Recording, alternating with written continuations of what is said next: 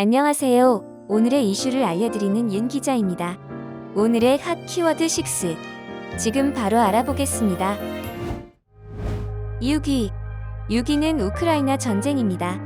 러시아가 전쟁을 일으킨 올해로 벌써 1주년이 지났는데요.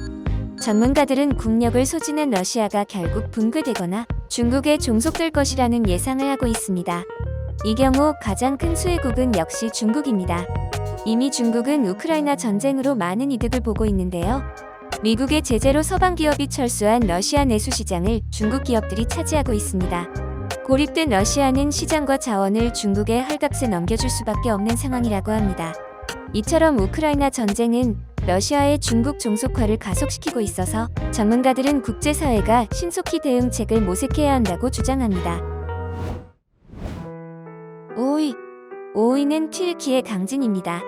안타깝게도 이번 튀르키예 강진으로 4만 7천 명이 넘는 사람들이 목숨을 잃었습니다.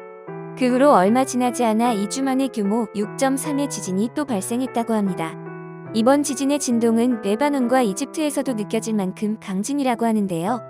한편 유엔 인구기금은 이재민 중 의료 서비스가 시급한 임신부가 35만 6천 명에 달한다고 밝혔습니다. 또 이들 중 3만 9천 명은 다음 달 출산 예정인데 추위에 노출된 채 식수와 식량난을 겪고 있어 전 세계인들의 마음을 아프게 했습니다. 하루빨리 튀르키예 강진이 해결되었으면 좋겠습니다. 4위는 노란봉투법입니다. 노동자들의 쟁의를 확대하고 손해배상 책임을 명확히 하는 노란봉투법이 21일 국회 환경노동위원회를 통과했습니다. 환노위는 이날 전체 회의에서 민주당이 마련한 노조법 개정안을 표결에 붙여 전체 16명 중 민주당과 정의당 의원 9명 찬성으로 통과시켰는데요. 국민의힘 의원들은 법안 통과에 격렬히 반발하며 퇴장했다고 합니다. 3위는 챗GPT의 무단 도용 논란입니다. 초거대 인공지능인 챗GPT의 방대한 뉴스 데이터를 당사자 허락을 받지 않고 학습시킨 것으로 확인되어 논란이 일고 있습니다. 알고리즘 개발자들은 챗GPT를 상대로 소송을 건데 이어 주요 미디어까지 이에 동참해 함께 소송을 할지 주목이 됩니다. 놀랍게도 한국 매체 역시 예외는 아닙니다. 기자가 챗GPT에게 어디에서 한국 데이터를 구했는지 묻자 네이버 뉴스와 블로그, 카페에 데이터가 포함되어 있을 가능성이 높다라는 답변을 받았다고 합니다.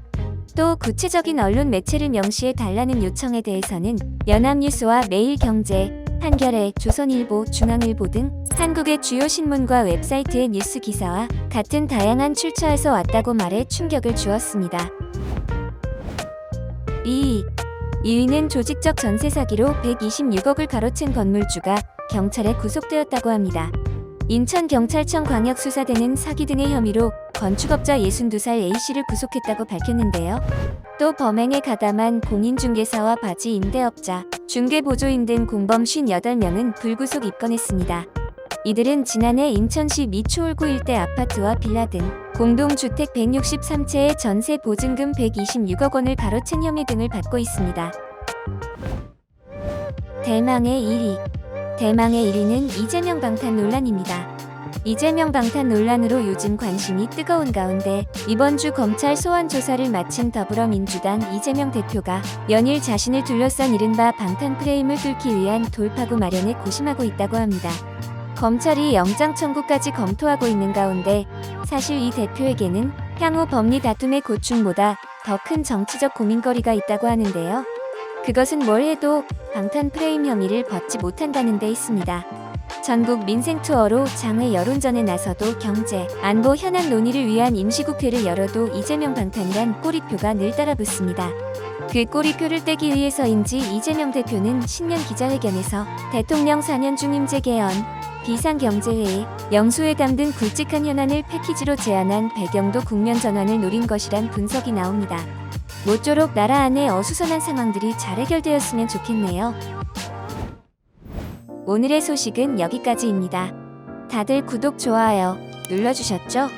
저는 내일의 필수 키워드를 가지고 돌아오겠습니다. 내일 만나요. 고맙습니다.